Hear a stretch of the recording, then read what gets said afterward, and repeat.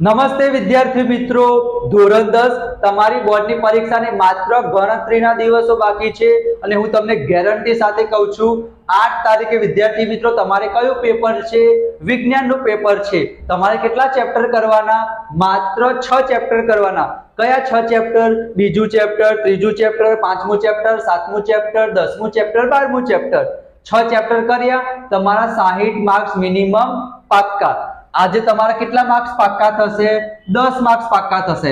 કયા ચેપ્ટરની આપણે વાત કરીશું? સાતમું ચેપ્ટર। શું નામ છે? સજીવો કેવી રીતે પ્રજનન કરે છે।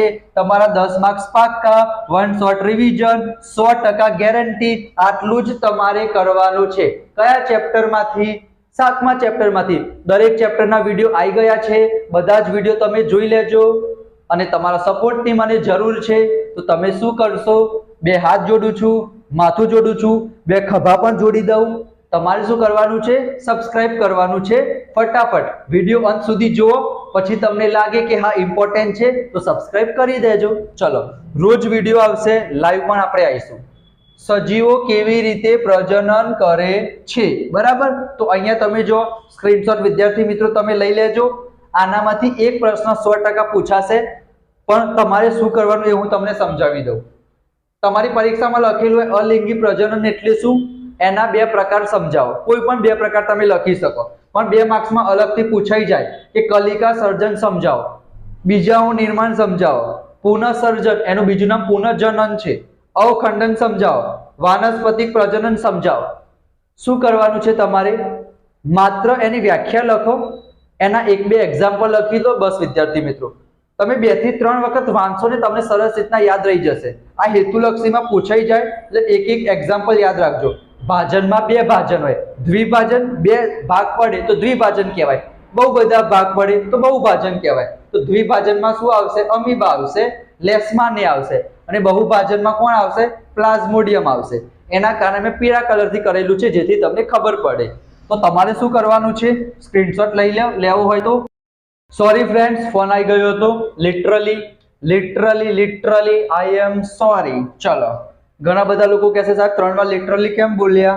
તો સમજવા વાળા સમજી ગયા। ચલો, આપણે આગળ વધીશું। તો હું તમને એમ કહેતો હતો કે આનામાંથી વ્યાખ્યા લખજો, 2-3 એના ઉદાહરણ લખી દેજો, આગળ વધીશું।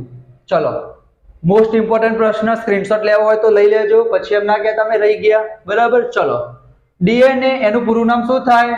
Deoxy nucleic acid. આરએનએ નું શું થાય? Ribonucleic acid. ચલો, ડીએનએ પ્રતિકૃતિનું પ્રજનનમાં શું મહત્વ છે? તમારી પરીક્ષામાં 2 માર્કમાં પૂછાઈ શકે છે। ચલો, એના પછી પુષ્પ એટલે શું?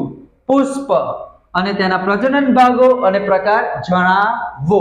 અહીંયા વિદ્યાર્થી મિત્રો પુષ્પની ખાલી આકૃતિ પણ પૂછાઈ શકે છે, નામ નિર્દેશન વાળી, તો એ તમે સરસ મજાની યાદ કરી દેજો, એના પ્રજનન ભાગો અને એના પ્રકાર, બરાબર? ચલો, એના પછી આ પ્રશ્ન તમારી પરીક્ષામાં લગભગ માર્ચ 2024માં પૂછાઈ ગયો હતો કે સપુષ્પી વનસ્પતિમાં લિંગી પ્રજનન સમજાવો।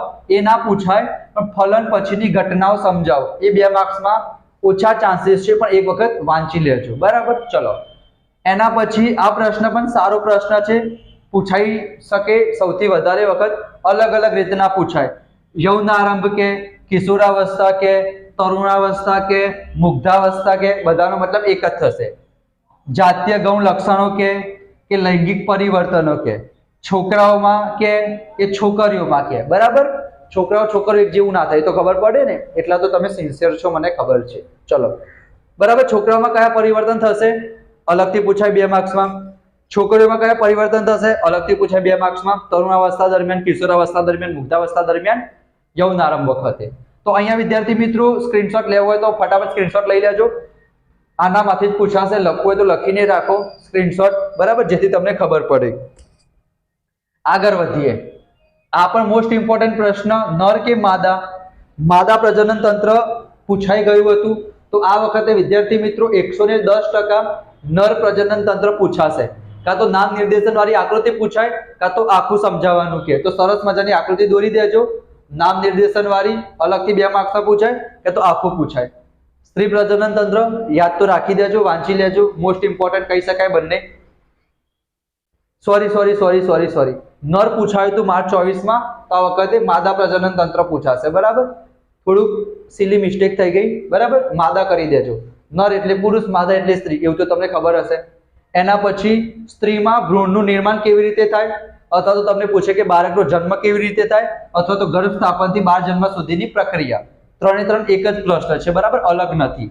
માસિક ચક્ર, ઋતુસ્રાવ, રજો દર્શન, આ ત્રણે ત્રણ એક જ છે. એ તમારી પરીક્ષામાં પૂછાય. રજો નિવૃત્તિ કોને કહેવાય તમને ખબર જ છે, બરાબર. ચલો, એના પછી સ્ત્રીમાં અંડકોષનું ફલન ન થાય તો શું થાય છે, આ પણ તમારી પરીક્ષામાં પૂછાઈ શકે છે. 100% પૂછાશે. સ્ક્રીનશોટ લેવો હોય તો લઈ રાખજો, બરાબર.